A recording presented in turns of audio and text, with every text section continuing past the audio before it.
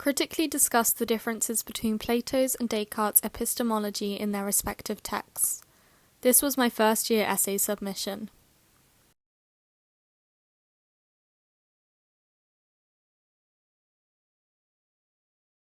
Firstly, a disclaimer.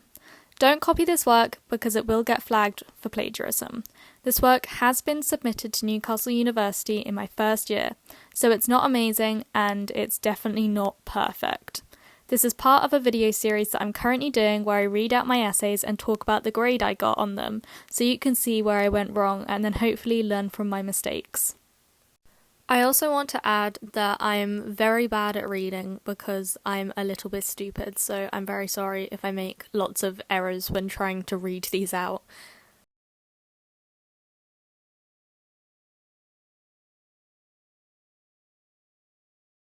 For this essay, I got 57%, which is a high 2-2.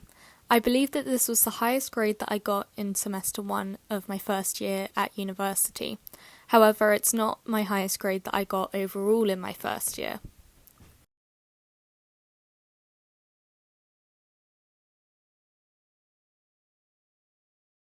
Plato and Descartes had contrasting theories on epistemology. Descartes wrote Meditations, stating that if our reason is conducted correctly, it can give us insight into our essence of human being, the inner workings of nature and the essence of God. Prior to Descartes, faith was largely considered a sufficient basis for understanding, but his theories altered general philosophical thought and thus is now considered the founder of modern philosophy.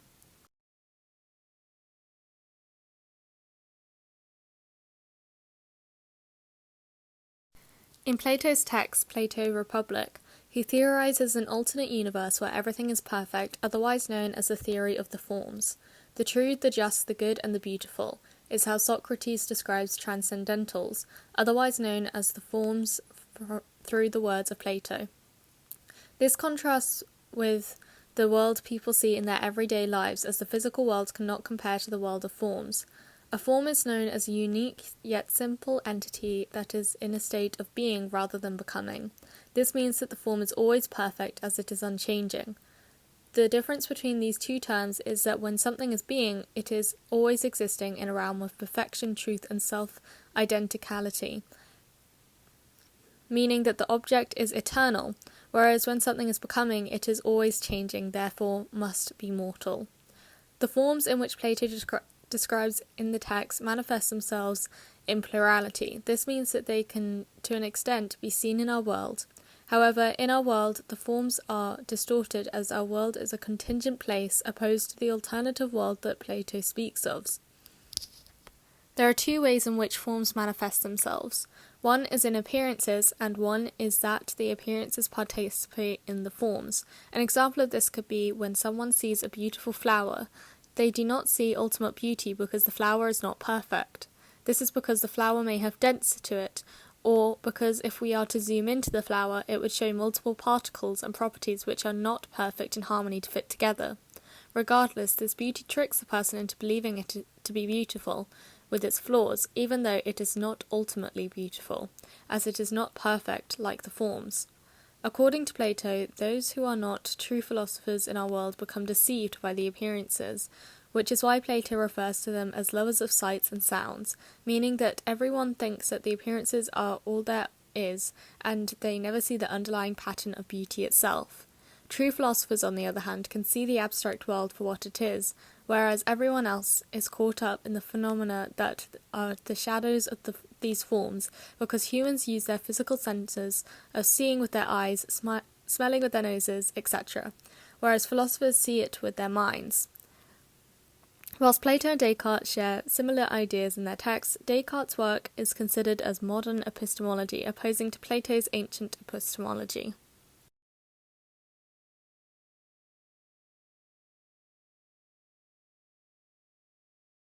Plato then developed his theory using the 3 degrees of being to help his readers understand how the forms differ from our reality. Descartes also references this theory in an attempt to prove the existence of God, as he says, there must be at least as much reality in the cause as there is in the effect of that same cause. This is explaining how the cause of our universe must have at least as much reality as the universe itself, as that is what has caused, therefore God must have a greater formal reality than the idea of an infinite being, as the idea of an infinite being must have an object reality. The way in which he describes the degrees of being are as follows. The first degree of being, known as being what is, this is the ultimate being which independently exists, otherwise thought of in his text as the form. The second degree of being is known as being what is and is not. This is his way of describing what the appearances or shadows are that people see in the world through the senses. These appearances are glimpses of what the forms are, but cannot be fully understood by a perception. Then the third degree of being is known as what is not, or what humans understand to be ignorance. He develops this addressing the theory of the powers, otherwise known as our mental capacities. These are knowledge, opinion, and ignorance. Each of these powers can correspond to a degree of being. Knowledge corresponds with what is, opinion corresponds with what is and is not, and then ignorance corresponds to what is not. This deducts that only a form can be the object of true knowledge, whereas appearances are objects of mere opinion. The world is whatever we make of it in our minds. However, we cannot have certain knowledge until after death. This is when we leave the physical world and our soul returns as an eternal substance to the world of forms. For Plato, though, only true philosophers can have ultimate certain knowledge, as they are the only ones who see with their minds rather than their senses. This helps the reader to understand Plato, as mentioned previously, because it distinguishes the differences of our reality and our perception.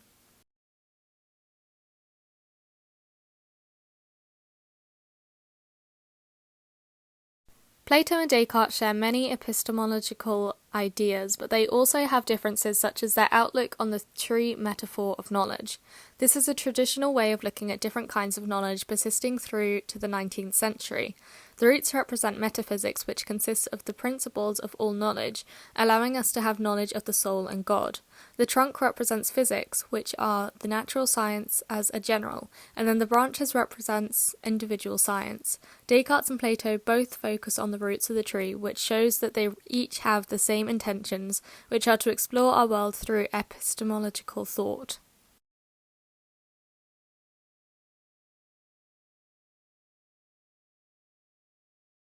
The difference between them, however, is that Descartes argues his theory through hyperbolic doubt, which is a form of methodological skepticism. However, he is not considered a skeptic, as a skeptic is known as a philosopher who denies the possibility of knowledge, but Descartes does not. Descartes understands that there is a sphere of certain knowledge, however it cannot be known through the senses, hence why he chooses to explore how everything is indubitable, uncertain. Therefore, he is not a skeptic, as skeptics doubt everything, but Descartes only doubts the three foundations, which is simply a form of radical doubt. Although the idea of doubt is similar in both texts, Descartes does not think that there is a world of forms as such, but he rather aims to establish the certainty of knowledge through doubts he has about himself.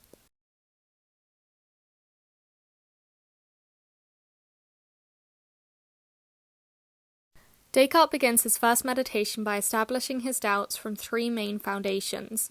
The first doubt he establishes is that the human physical senses, such as vision through our physical eyes, can deceive us.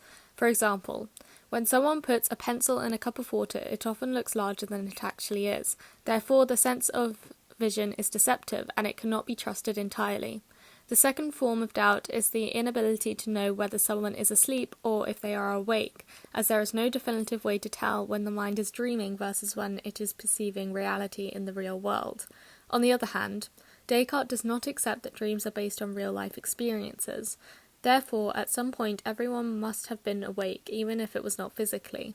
The final form of doubt is whether God could be deceiving us, as he is known to be the guarantor of all our knowledge, with his omniscience and omnipotence. Descartes attempts to prove the existence of God in Meditations 3, where he looks into the causal argument, the trademark argument, and the ontological argument. He also looks to establish how we can be certain that our God is an all-loving and infinite being. Firstly, we must know that there are finite substances. We cannot come into contact with an infinite substance, therefore we will never be able to prove the existence of God using our physical senses. Secondly, A deceptive God would be a self-contradictory concept, as it contradicts the idea of God being omnibenevolent, and therefore God cannot be deceiving him about the objects of the world. At this point in Meditations 1, he has not established whether God exists yet, which is explained in Meditations 3 and done for purely epistemological reasons.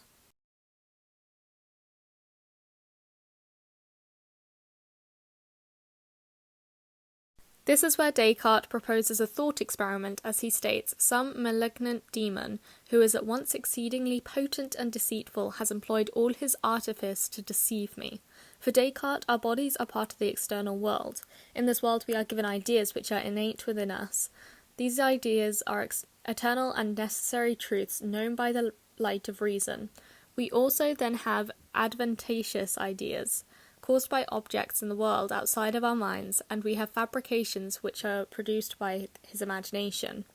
So, from this, he can conclude that if an evil demon was deceiving us, then there must be something internal which has a substance for the demon to deceive. In Meditations 2, he continues to explore that he doesn't want the certainty of this substance, which is found in Meditations 1, but actually he wants to have a certainty of knowledge, and so he begins to delve deeper into the external world and objects. This is where he describes physical substances to be res extensia, meaning an extension in space or a body. This is anything which is three-dimensional. Here, there is no distinction between, for example, a pen and a human body. This is because they're both extended in space, unlike the soul, which is known to be separate to the body. This results in the answer that there must be not a bodily thing, but a thinking, conscious thing, otherwise known as res cognitans, meaning for as long as I am thinking.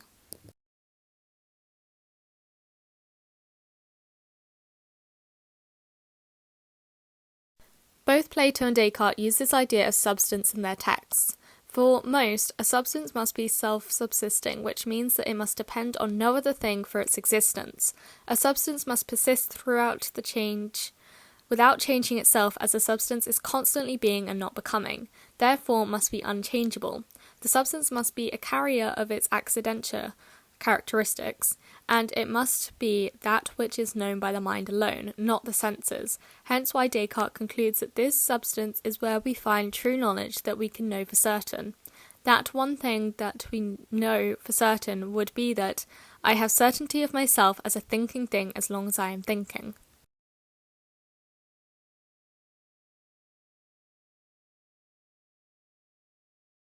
Plato's views are similar, as he also believes that the body is an external thing, whereas the consciousness is internal. This internal consciousness to Plato is the soul, which originally belonged to the world of forms. During our lifetime, our physical bodies trap and imprison our souls, but when we die, our souls return to the world of forms as eternal and unchanging substances. Hence why true knowledge can eventually be learned by seeing through the mind or thinking. The key difference between Plato's view of the soul and Descartes' consciousness is that Descartes sees our souls as depending on something else, which may be either existing from two finite substances which are limited with boundaries, or one finite infinite substance, otherwise known as God. Whereas Plato sees our soul as coming from an alternative universe of perfection and ultimate knowledge.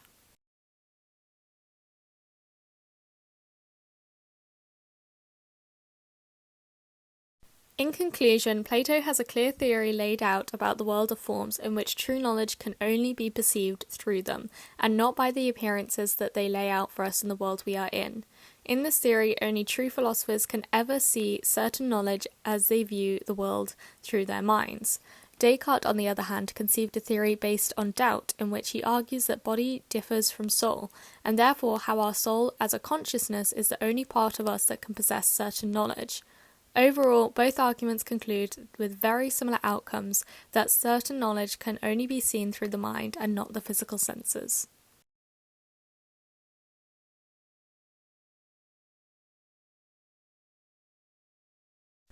I absolutely hated reading that, because I've just woken up for one thing, but also because I mean, I've studied Descartes so much, and rereading that through, I've just used so many long sentences and so many big words. I wish that I had really broken that down a bit more, and I probably could have integrated the quotes better, used better punctuation and grammar.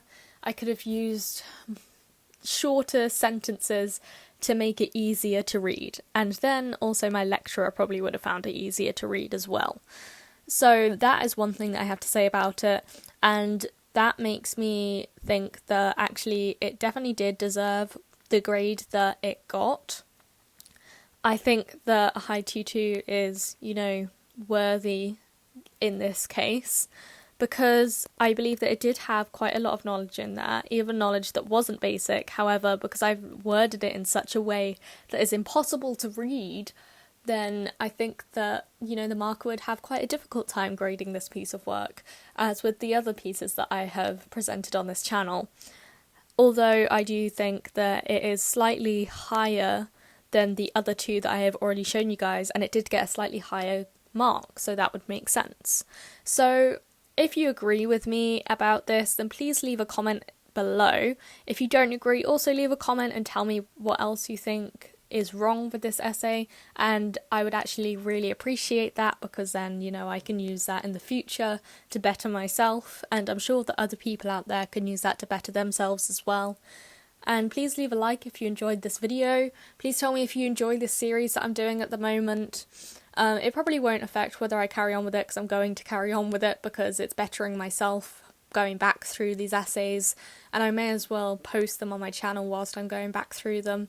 So yeah, please, but tell me anyway. Tell me what I can improve about the series as well. And please subscribe if you enjoy learning about philosophy, and hopefully I'll see you next time, guys. Bye!